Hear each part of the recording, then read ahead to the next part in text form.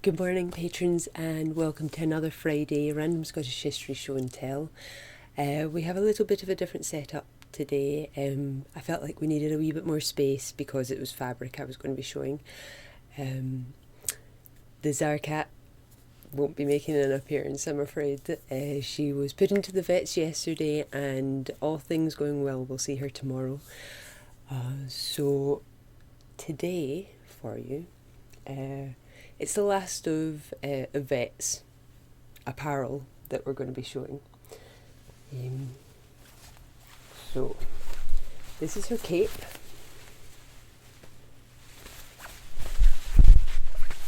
And it's black, so again, likely mourning garb, like the last little item.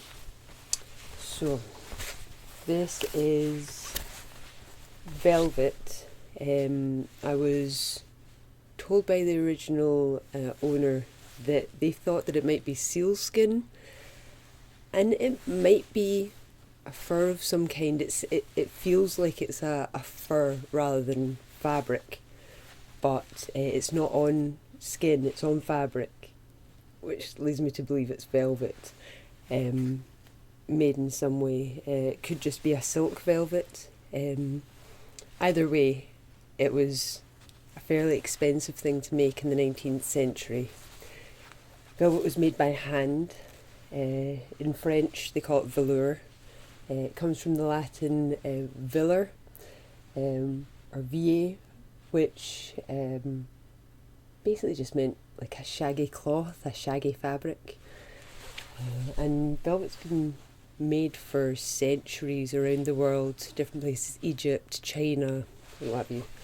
So it wasn't a new thing in the 19th century. It was already established.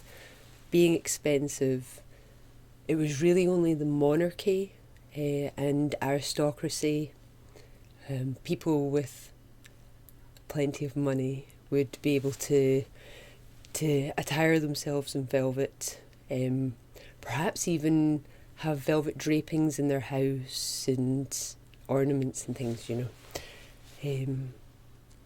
So it was fairly high end to have something velvet.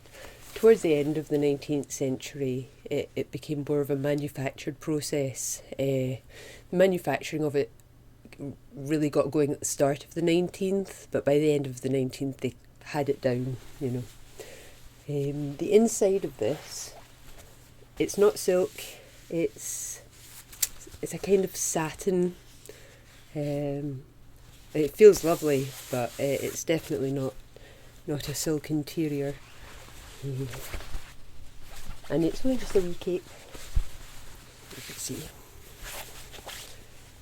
So it's really just to cover the shoulders and what have you. I don't think it would keep anyone very warm. We have these clips, which I'll show you in the other camera. So these clips are a metal wire wrapped around maybe a cork or wood stick that's been shaped to make the clasp here.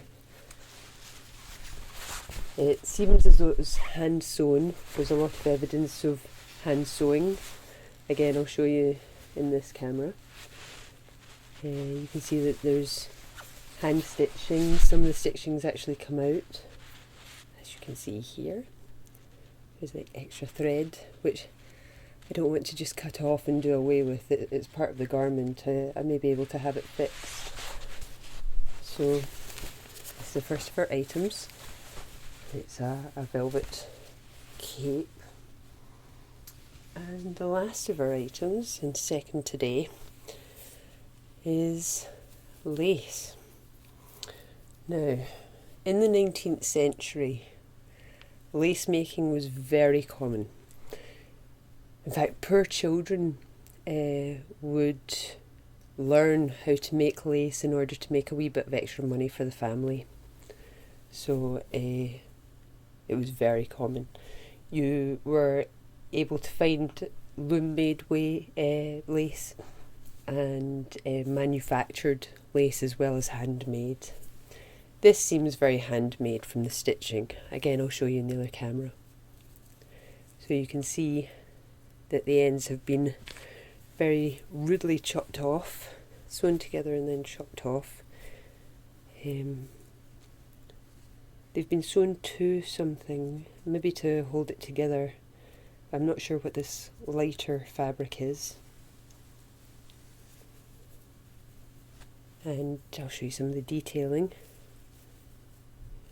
on it. So Yvette wears this round her head underneath the cape, which we're just after seeing. And it's very light. I think it would ladder fairly easily. It would rip fairly easily. It feels very delicate. You know, it's very light, very delicate. So this is our second item. Some lace from the 19th century.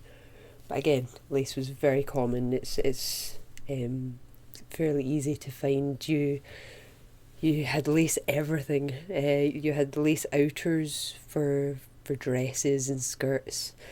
You had lace embroidered parasols. It was super prevalent. So here's just one example of some 19th century lace from Yvette's wardrobe. Alright. That's what we have today. Those are their 2 items, and that completes Yvette's attire. Next week we'll discuss some Mochlin wear, which we've obtained. So this is done for today, and thank you very much for joining me. Fingers crossed for ZaraKat for tomorrow, and we'll see you next week. Alright, enjoy it. Bye bye.